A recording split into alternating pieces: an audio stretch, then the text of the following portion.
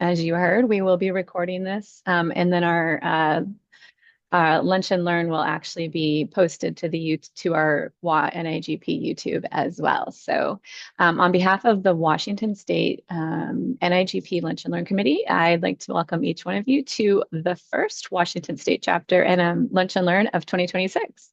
So we're really thrilled to see so many of you from around the country, and then those of us from Washington State. So for those of you who don't know me, my name is Maya Lampin, and I'm the Procurement Contracts Manager here at the Port of Everett, and part of the host for today's session. So I do have some housekeeping reminders and some announcements. Um, we're still working to flesh out our first quarter calendar here at WA NIGP, but for those of you um, and then there's some national events here too. So upcoming, we've got our RFP Learning Lab preview kicking off next week. And I believe, Victor, that goes through the spring, correct? To put you on the spot. You are correct, sir. Awesome. We also have a webinar coming up, the Real P3, Politics, Pressure, and Procurement. That's also a national event. And then here in Washington State, our annual business meeting will be the 29th. It's going to be in person here at the Port of Everett. So I get to drive 5 feet to get to there. And then it will be a virtual element as well. We also have ongoing here in January some scholarship opportunities for our local members. So pay attention to that. It's all on our website. Coming up, and it's not on our calendar, a number of our committees are still getting that on. We have February 4th, we have our next Lunch and Learn here in Washington. With the legislation passed that certain services will now be taxed. And so we've invited Department of Revenue to join us on February 4th to kind of go over what that new law looks like and how it's going to impact us as we put our contracts together. So, and then they'll probably have some other things that they want to chat with us about as well. So it'd be a really good time to hear from our folks at the Department of Revenue. And then the Leadership Summit will be at the end of February. And then we also are going to be welcoming in March, if I remember right, it's the first Wednesday in March, kicking off Procurement Month. We're going to be excited to welcome Debbie Trueblood to chat with our team.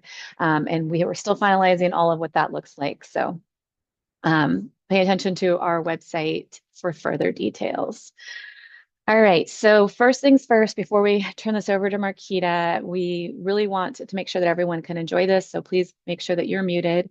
And then if you have registered, we know that sometimes people are forwarding the Zoom link, but if you're not registered, you won't get credit. So you need to go in and register if you were forwarded that, and then make sure that you go ahead and turn your participant name to your full name because we don't know who HOA might be. And so we're not able to give you credit. And then as Marquita's going through her presentation, please go ahead and raise your hand or enter your question in the chat box. And then what we'll do is we'll work with Marquita to either ask that question when there's a pause or allow you to ask that question yourself. So with that, I am going to turn this over to Marquita. Many of you already know her from all the work that she's done at NIGP, and she's a very familiar face. She's blessed us with so many different speaking engagements and training sessions, and she's currently the president of NIGP Code Consulting. And I'm not going to go on, Marquita, because we could probably spend the next 5 minutes on your bio. But Please I do don't. want, I won't. I'll let you kind of chat through some of that yourself. But I do really want to welcome Marquita here. She's going to be talking about how to turn our procurement data into direction. So Marquita, with that, the floor is yours. The screen is yours. Thank you, Maya. And hello, everybody. Thank you for having me. Greetings from fairly warm, but yes, rainy Tucson, Arizona. So we're super excited to have rain. I know for you guys that get it all the time, you're probably thinking, not a joyful day in your world when it rains, but here in the desert, we love when we get rain. So I'm also really excited to be part of your first event for the new year. And just based on what I know about your chapter and your leadership and what I just heard, you guys are off like gangbusters already. You got a lot of exciting things planned. So thank you for attending. I'm going to share, as you heard from a brief background, I walked in your shoes for about 3 decades, and now I love being able to work with you collaboratively through this role that I have in NIGP Code and Consulting. I want to preface this, first of all, by saying I am no tech data analytics wizard. What I am is someone who knows public procurement and the profession fairly well. And I do have a passion for data. I am a little bit of a data nerd by admission. And I really focus on sharing the message and having the conversations about why it is so important to care about data and benchmarking. And also, with this particular presentation, sharing a little bit more about the recently published benchmark report that I had the honor of working with Dr. Alkadry on. So we'll talk a little bit about that. I have shared the slides, and of course, as always, you have my contact information.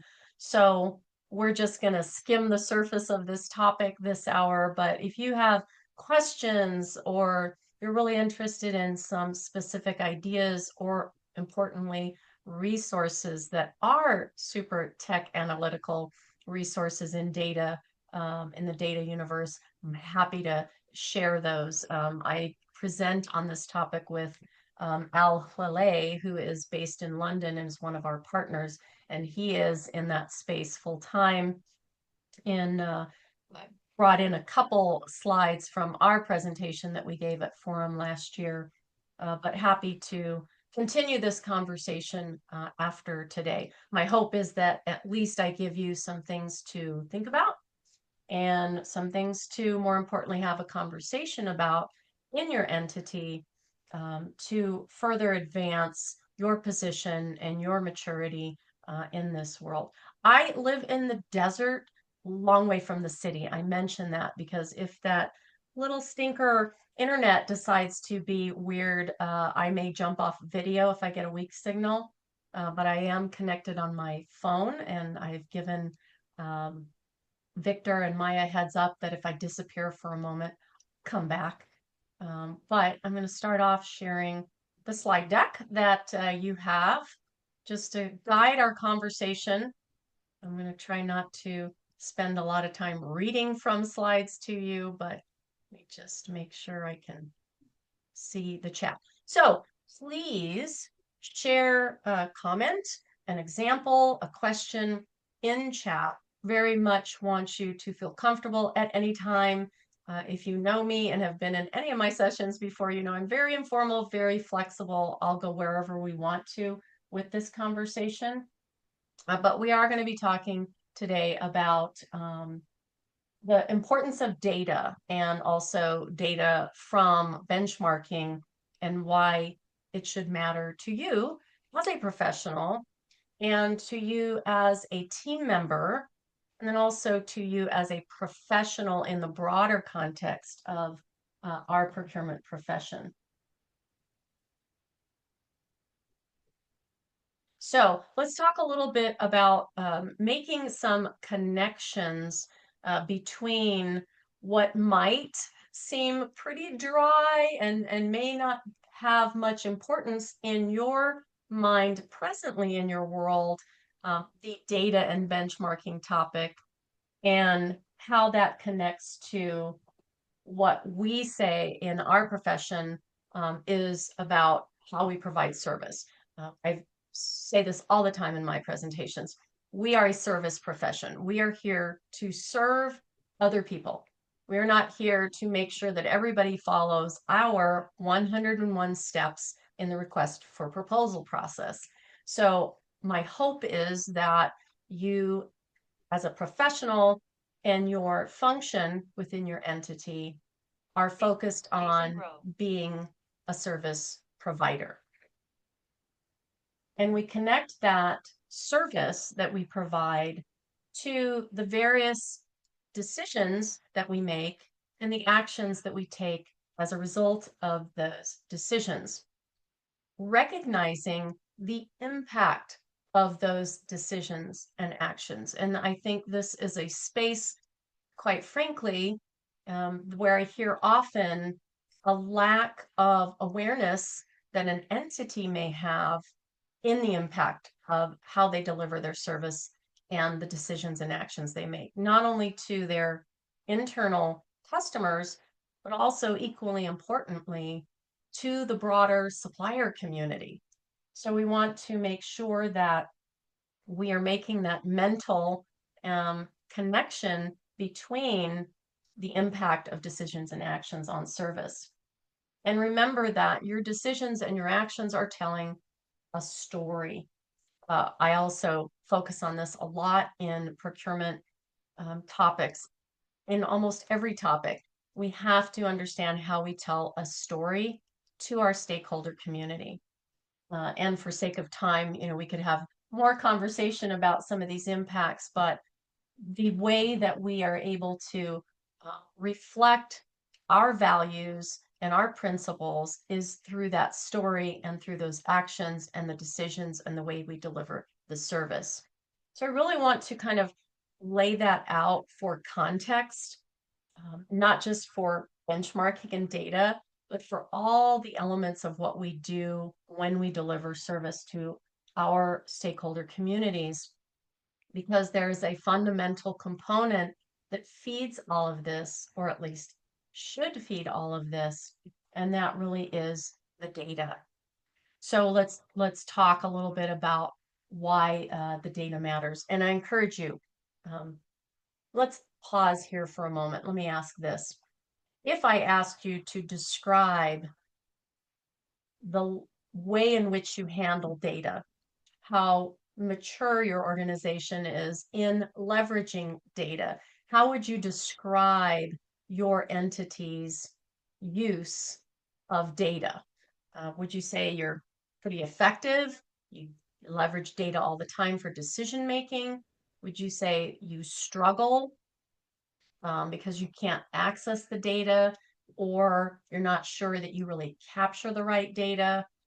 Would you say you're building and you're learning, you're trying to do a better job? If any of that resonates as far as how you would describe your entity, then just share that. We're being honest, right? There is no perfect organization out there. Everybody is in a different place along their procurement maturity journey. So thank you, Maya, for getting that started, building and learning, trying new tools. Thanks, Jenny. Yeah, because we want to have some awareness of, well, what does data mean? Because let's face it, this doesn't come up typically in conversation and procurement. Matter of fact, when we presented at Forum, had a number of people come up to Al and I and say, oh my gosh, I'm so glad there's a session on data, because we just never talk about data in its own context. It's always a bit piece in somebody else's play. Yes, definitely, Jen, tend to focus on this when it's important, like transitioning to a system or between systems. So dashboards, thank you. Awesome. So thank you all for sharing. Let's talk about the value of data. Right, so there are a number of ways that data manifests value into our world. It helps us make informed decisions. And in today's society, I'm not going to speak to politics by any means, but let's face it, we have a lot of assumptions on all fronts, a lot of trusting sources that may not be validated, a lot of perspectives that are formed without credible, trustworthy data. And so as we think about how we perform our jobs in our profession, in our entities, we are hopefully focused on the importance of making sure we can make decisions through informed access to multiple elements of data. It also helps us prioritize our actions. I'm sure I can speak for everybody that you have more than enough on your plate. And as you think about all the different initiatives that your entity is working on, and all the things that you as a procurement function probably want to be able to pursue, having access to data will hopefully help you prioritize where, for example, you're going to get the greatest return of investment of your human resources or maybe your financial resources. Data is going to help you improve and create efficiencies. If, for example, you have certain processes, that there are frustrations perhaps that they are not working as effectively, you're going to need data in order to make decisions on how to make those improvements. It's absolutely going to help us improve our level of service.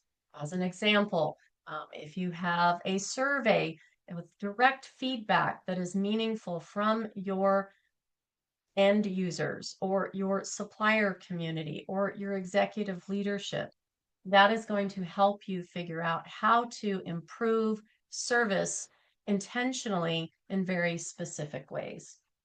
It's going to help you mitigate risk and create more standardization. These are some other uses for data. It's going to help us increase our transparency, which is so vital when we speak to the values and guiding principles of our profession. That is certainly one of our values. And I'm going to actually ask Maya and Victor if you all see anything in the chat that I don't catch. Please jump in and let me know if somebody has a question or a comment that is very specific that we want to pause on.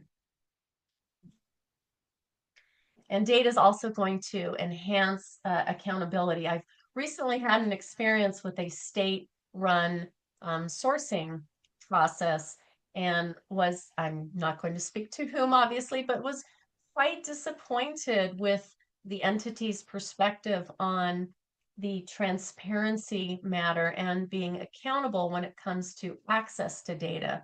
So don't just think about the data that you within procurement might want to pull in and analyze and leverage, but think about the value and interest of the supplier community in having access to data to help them improve, to help them do better in perhaps the next opportunity they have to engage with your entity, or be willing for someone to pose a question that might cause you to recognize something that could be done better in your organization based on some feedback from one of the stakeholder communities I mentioned.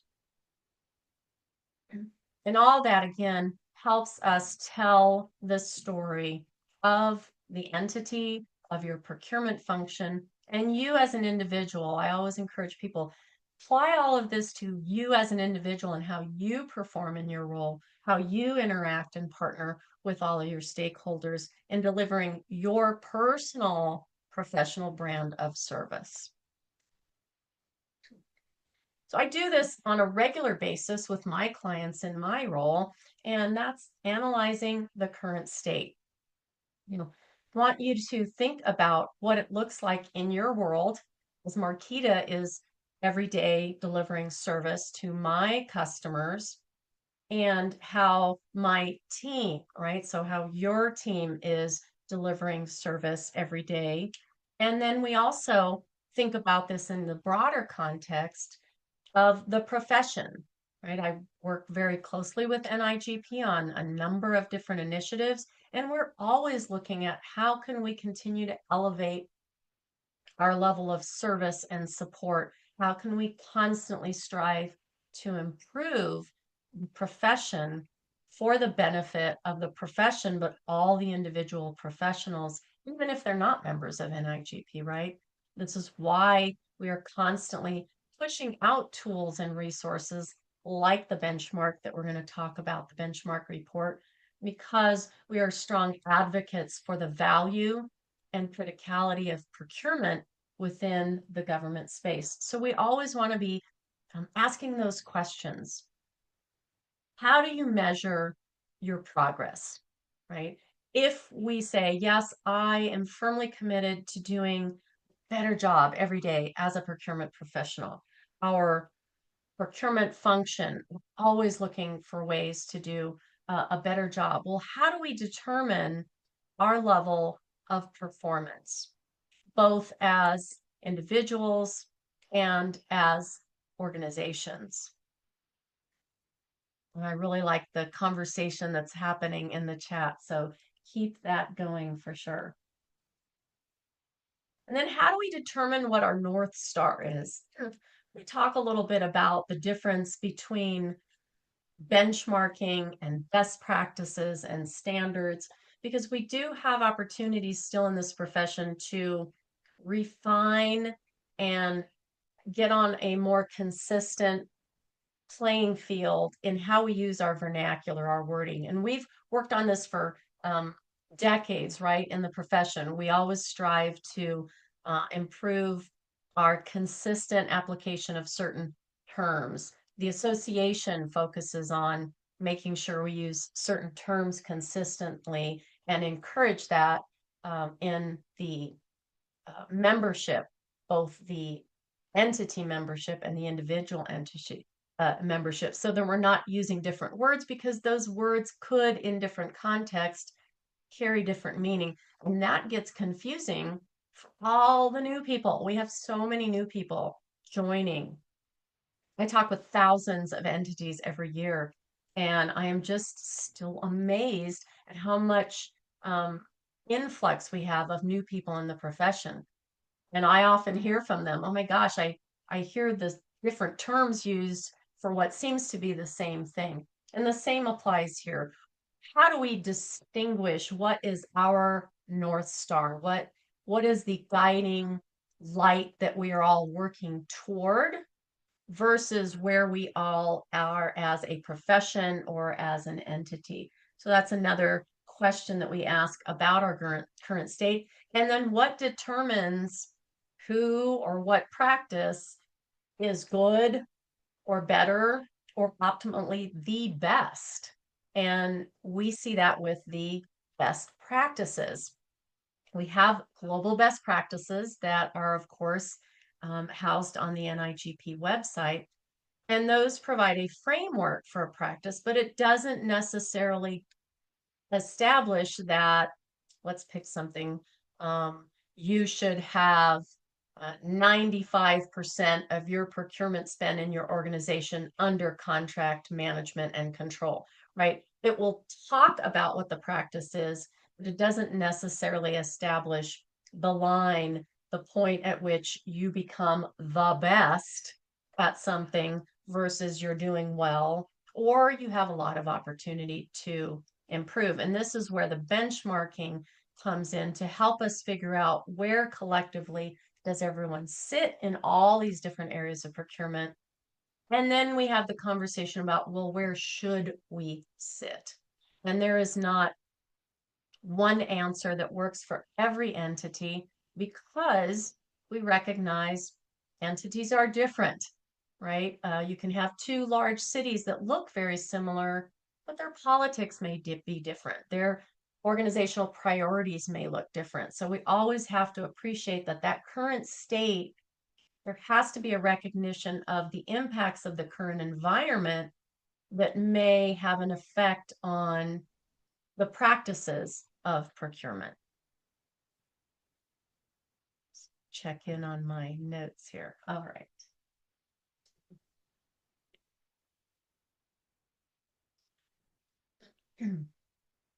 And then we look at, well, how do we measure up? Marquita, how do I figure out, well, I think my entity is doing amazing in so many areas. Well, how do I measure up against what everybody else is doing and against what the industry subscribes and advocates to as being a best practice? So those are some of the questions that I would encourage you to start a conversation with your organization. And we always hope that when you attend an event like this or a chapter meeting, go to conference, that you walk away with something that you can actively use within your agency. So sit down and have a conversation about, well, what is the value of the benchmark report that NIGP just published? And how can we use that within our organization? So you might be saying, well, I'm not exactly sure I understand what benchmarking is. So this is a fairly common definition for benchmarking. It really is a disciplined practice of comparison, right?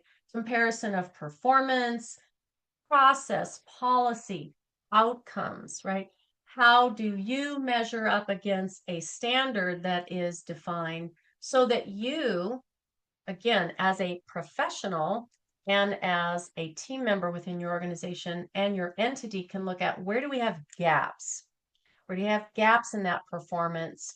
How far are you away from what you see as a fairly standard practice within the rest of the community?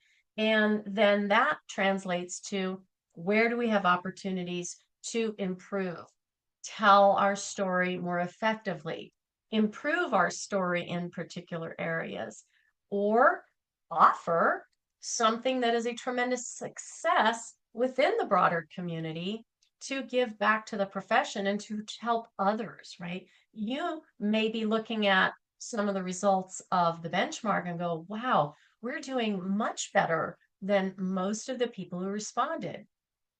That would be a great opportunity for you to say, maybe I need to speak on that topic at the next chapter event. Maybe I need to submit to speak at forum.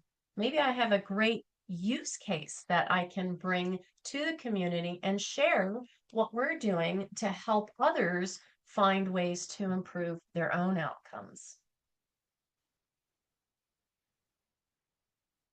So why does benchmarking matter?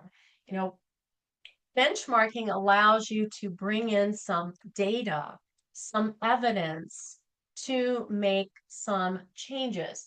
So instead of making decision based on those assumptions, it's important for you to leverage data that you have access to that may also sit outside of your organization, like this benchmark report, like other data elements through other reports that you might find on NIGP or through other resources. It allows you to replace those assumptions that you may make or that others in your organization may make about procurement with some evidence. It also helps us get out of that mindset of, well, this is the way we've always done it. More importantly, providing a context of what this is actually what has worked, right? I see some folks commenting about system implementations. We do this all the time in our roles, right? We have an opportunity to implement a system. Oh, we're getting system X. I should talk to others who have done this because we're looking for that evidence and that data that says, this is what we did that worked, or this is what we did that did not work. So please don't replicate that, or be mindful if you're going down that path that we experienced some downsides to that. So benchmarking definitely helps us see where something is working and where it isn't not. It provides that credible justification for the changes you might be pursuing or would like to pursue. I'm sure this will resonate with some of you on the call. How many times do you have a message that you're trying to convey within your organization? You can't seem to get the support for it, but you bring in something from the outside. It might be a consultant. It might be another entity that comes in and speaks to a topic. And they're sharing essentially the same message you are, the same request that you're advocating for, but it just resonates differently, perhaps with your leadership or with the political body, or maybe even with the community. So sometimes that credibility is needed to help support, and this we do on a regular basis in my role now. It's not that we're always coming into an organization and saying, oh, great revelation, here are some things that you should consider doing. Often it's that there is a desire to do it. They just can't get the traction they need. So they really need that collaborative partner to come in and help them advance that request or that initiative or that new program that they're trying to get started.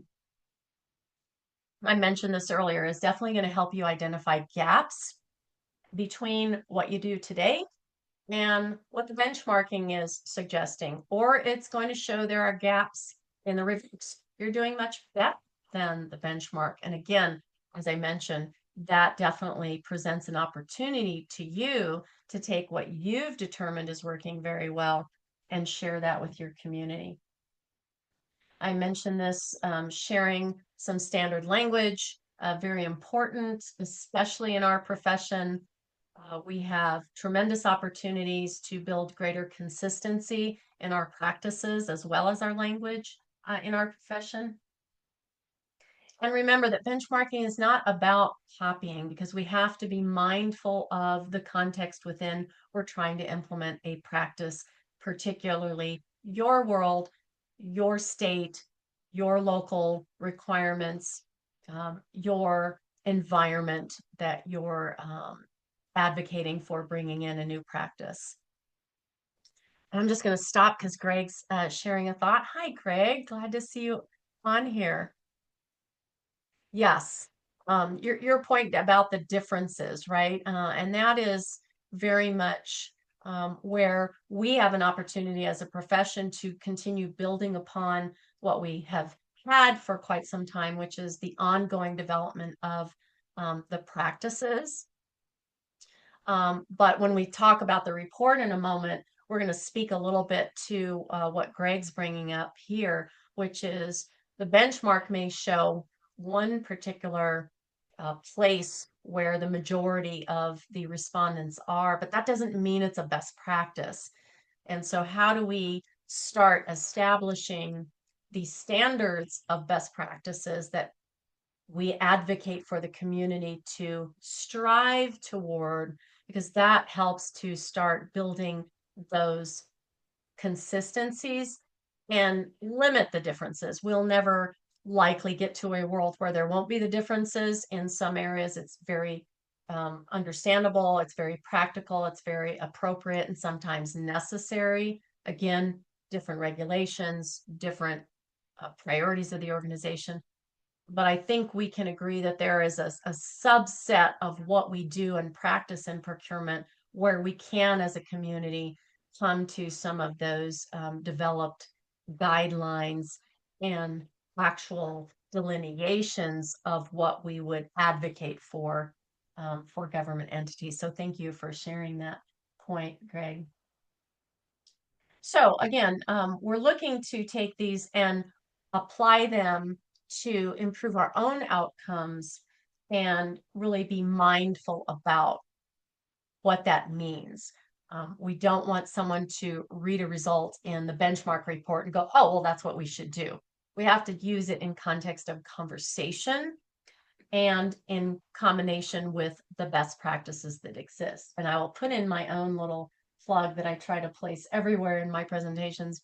If you have an opportunity to get involved in building out the best practices for procurement, please think about contributing. There's no secret sauce or little group in a room somewhere that is pushing out these best practices. It is all of us, and we have a long way to go in developing more best practices. We have a good set out there, an excellent start, but we need people like you to help continue to build those practices.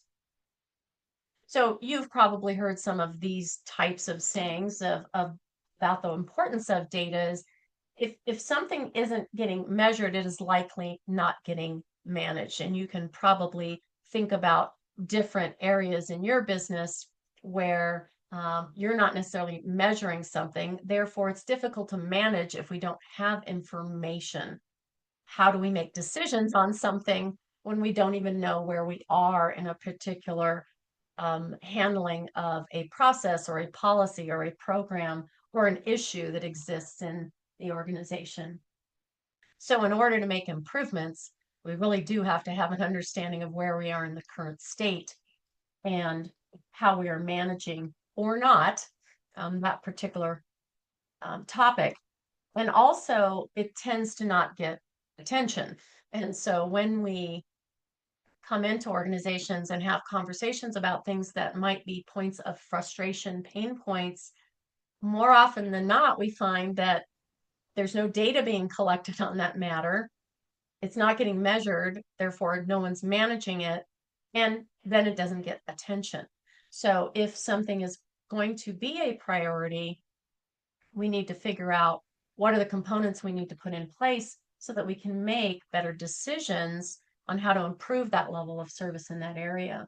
So it gets us to the question of what should be measured. So I'm going to stop here for a moment and ask you, think about what should be measured in procurement. I'm not asking you what gets measured in your entity today necessarily, but let's just get a couple of examples of what, as a profession, as a procurement professional, what do you think is important to be measured in procurement's delivery of service to the organization? And I'll give you one that I'm not an advocate for. Processing time for an invitation for a bid, right? That is often something that I hear people say, oh, well, we should measure the processing time of an invitation for bid. So that is an example of something that maybe the customers believe should be measured, or maybe procurement believes should be measured, and may or may not be measured currently by your entity. For sake of time, I can't get into the reasons why I don't think that's a good measure for procurement, but just to get some other examples out there, I'll see what else you think should be measured in procurement. So Marquita, for us, I think it's the pre-planning phase to actual getting to solicitation. I know it's kind of related to an ITB, but it's that pre-prepping, getting them to submit good specifications. But the pre-planning itself, it's like, who are the stakeholders? Does it include not just the project manager, but risk, IT, if it's an IT thing? Everybody should be involved before any more, so that there's no back and forth where we go forward just to go backwards.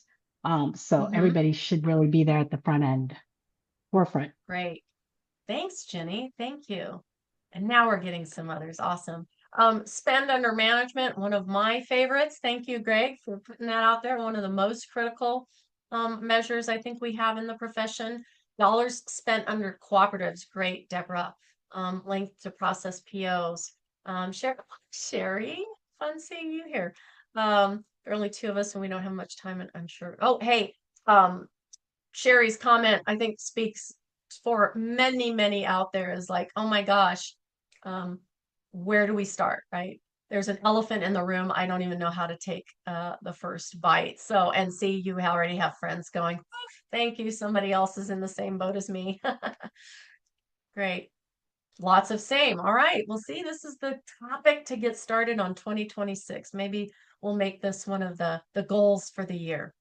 Well, I encourage you to keep sharing other examples, but again, we have a brief period of time to chat about this, but that's another part of that conversation. Just brainstorm with your team as you talk about those 4 questions I shared earlier, and just say, what are the things that we should be measuring?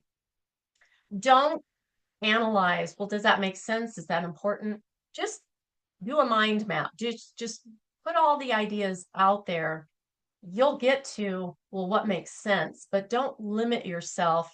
There's no area of service that I can think of that shouldn't be measured in some manner. There's no type of policy that I don't think should be measured to determine whether it's effective or not. I'll give you a real quick example. We had a local preference policy that was put in place by our council, much to the chagrin of the procurement team when I was at the city, because we did not feel that that was the right approach to getting to where they wanted to get to. Long story short, we got sued. It didn't work.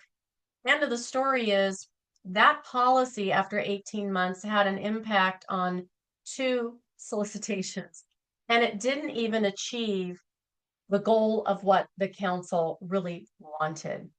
And we were fortunate to be able to demonstrate that really there are other ways. These are ways that we had talked in advance with them when they were debating the policy, but they were so set because of their outside influences that a local preference policy was the way to achieve what they wanted, that some of our credibility in sharing information was not resonating. But when we got to the end, we actually were successful in achieving some of the outcomes that they wanted because they were ready to listen to other information. And then we fortunately had the data to support. So thank you guys for chatting, and please continue to do so.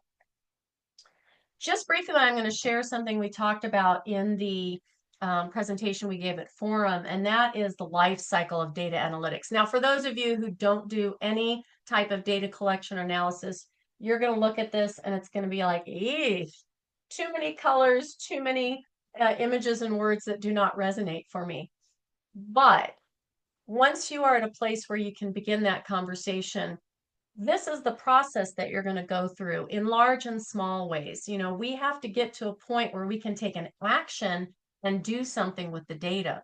But the starting point and the place that you might get started in thinking about data is, where are all the places that we have data? So an easy one is typically our financial system, right? Our ERP, our e-procurement solution, e-card program, your contracts database. But there are your supplier registration files, your budget, right? There are all sorts of places that data sits today, both within your organization, but also outside the organization, that you can collect.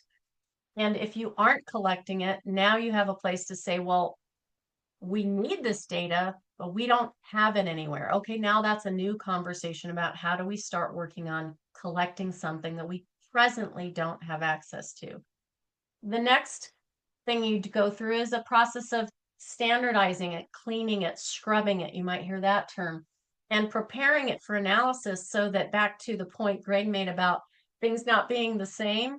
Well, when it comes to the data, we have to make sure we can look at like for like.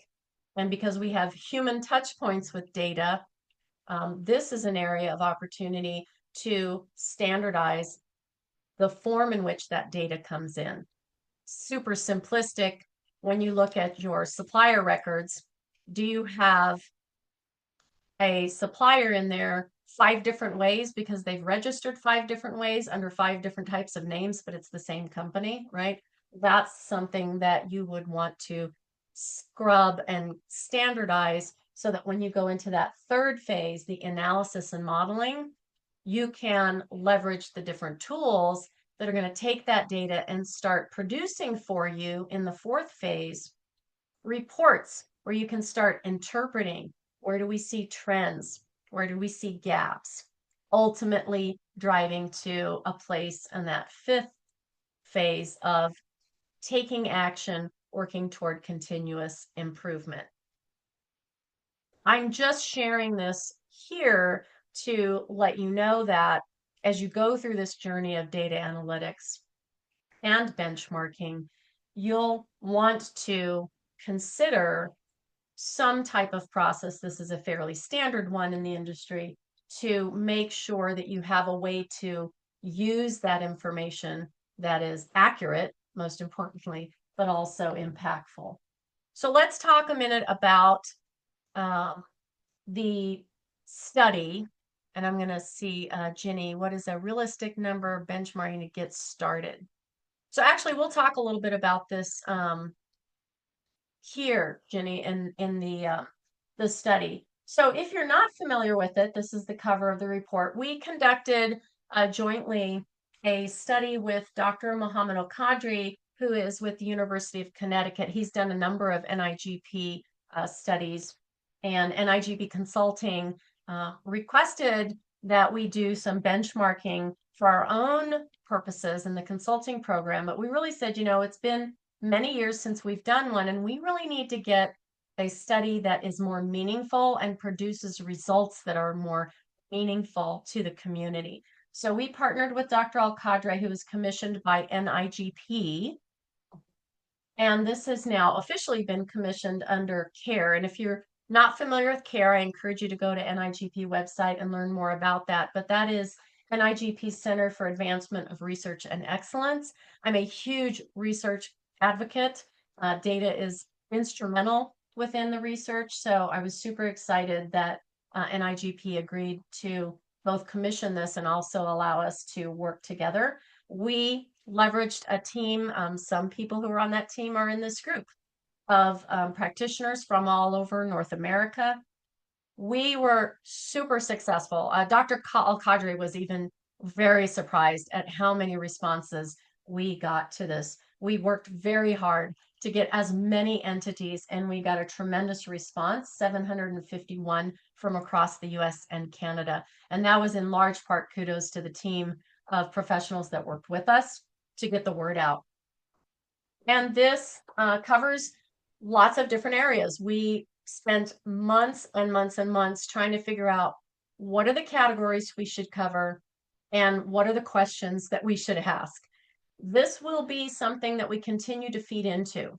So while we have a database of the data from the analytics from this benchmark study, we will reissue this in a couple years with Dr. Alkadry and continue to update and feed new entities in. So we have essentially a data warehouse that we'll have where if 200 more entities that are new respond next year, now we'll have 951.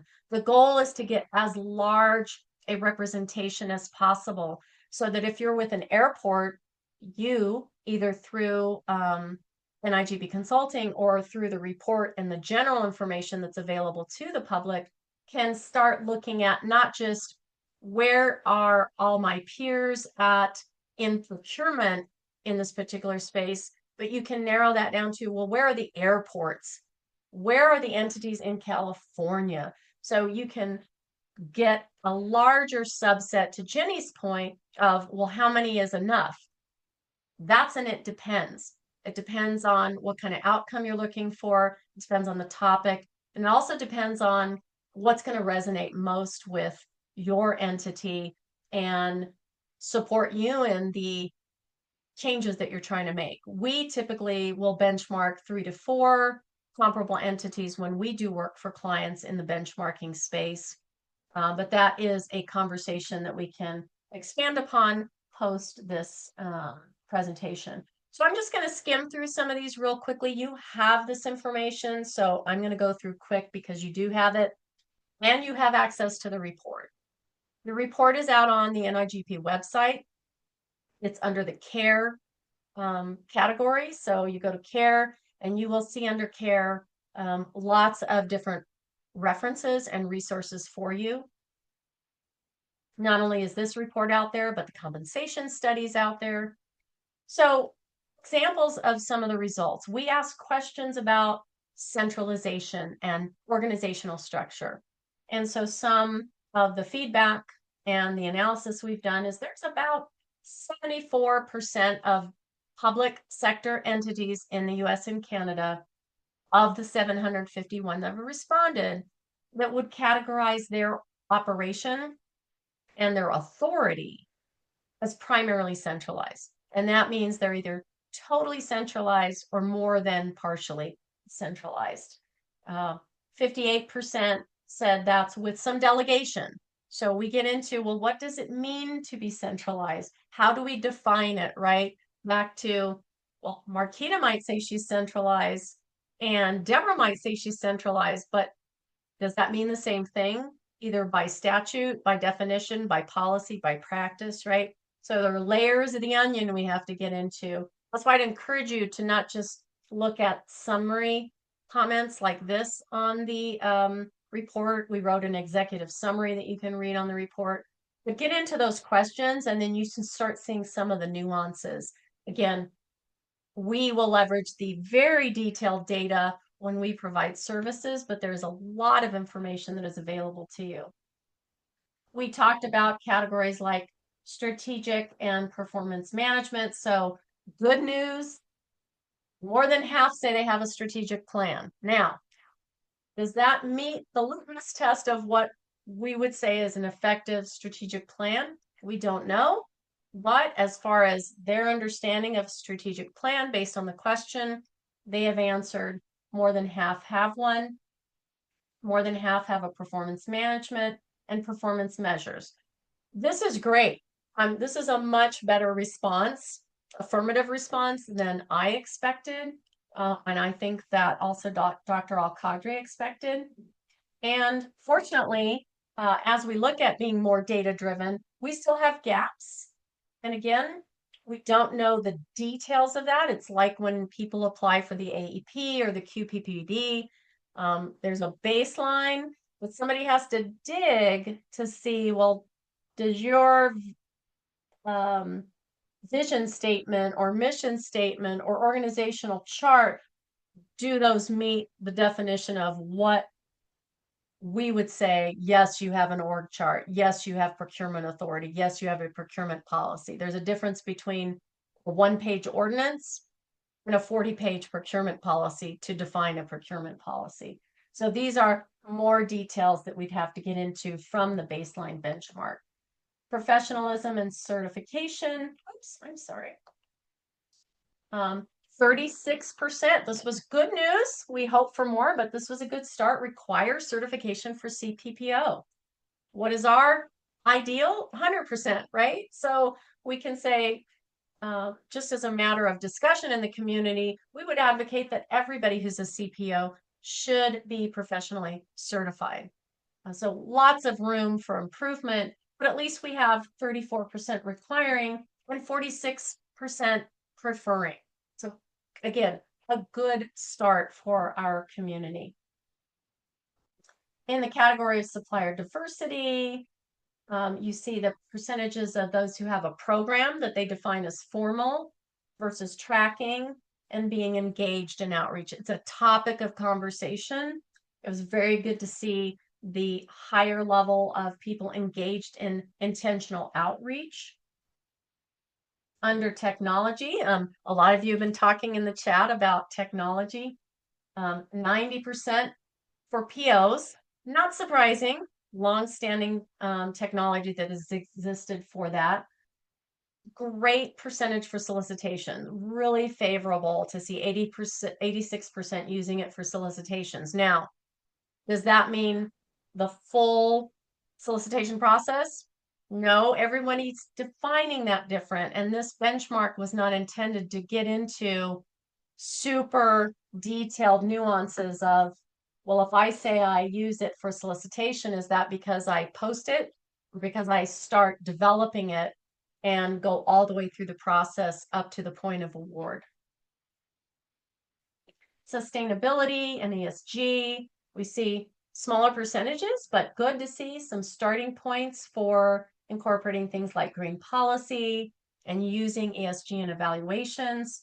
And of course, we had to make sure we got something in there about AI. This was quite a while ago that we finalized the questions and issued the survey. We at least got in there and asked people about, at that time, how many had AI in operations. Now, my reference to us doing this again probably in 2027 is that we're going to pose this question again in addition to others in the AI category. Now we can measure, well, where did we improve? Hopefully we will see that 21% go up to a much higher number, but we will track the growth from benchmark to benchmark. So what does this mean for you? You know, benchmarking is a mirror. Let me look in the mirror, and based on all the information that's out there, whether it's a benchmark study or the best practices, how am I doing? It's not to say, oh my gosh, I'm not doing well enough. Again, for those of you who said, oh, not a category of my strength, this is intended to go, hey, there's this great opportunity for you to start a conversation in this area. Really encourage it. Where are you leading? I'm sure as you look through the report, you're going to go, oh, yay, we're doing really well. We're doing better than the average of our peers in this category, but oh, we're struggling here. So where are those gaps? Because that is where we want to talk about where we're investing our time and where we can make changes. Our goal is to take data and provide direction. Where do you fall in line with those benchmarks? How do you connect the insights that you glean from this analysis to strategic goals for your organization? And then, of course, again, you have to define it. You have to set those goals so that you can take action, make some decisions targeted toward improvement, and then be prepared to measure and communicate that progress. Again, tell the story. I mentioned starting the conversation, so it really is, again, about getting into those conversations. What do you capture today? How do you capture it? Where do you struggle and where do you excel? And then how can you leverage data where you want to make improvements? Just briefly, I'm going to mention this because I know we're running out of time. This is just a slide from our presentation. This is really Al's area of strength. Is you have lots of resources out there. You have different tools. Absolutely, we have AI. So there are lots of tools for you to leverage, often that don't cost very much money. So don't think that, oh, the only way I can do this is if we put a bunch of money toward it. This is part of an extended conversation. And I would say from this presentation, my hope is that you really recognize the power of benchmarking and the availability of the information that is out there for you to leverage in those conversations and those starting points. Not to get focused on, oh, we're not doing as well, or we don't do anything in this area, is look at where the opportunities are and then start having a conversation about where you're going to get the greatest return on investment. Not everything is important to start right away. That elephant in the room, you got to figure out what's the best first bite for us, for me as a professional. You'll look at that benchmark and see individual comments or questions that you can start as a professional looking at. Where can I do better? And as we see procurement constantly evolving, where do we want to invest in advancing our organization? It's really about taking that action, making a move. And if you can't do that on your own, we're here to help. I'm here to help. This is free information for you today, right? So I am always available to give you even more free information. I'm going to stop share there. You have the slides, but if you need some assistance, we're here to help. But if you need some pointing to free references, free experts, people like Al, and there are others, we definitely want to help get you connected and help you start that conversation. So I know that was fast and furious. Thank you all so much for having me. I will read all the notes afterwards and respond to any other questions. But thank you so much.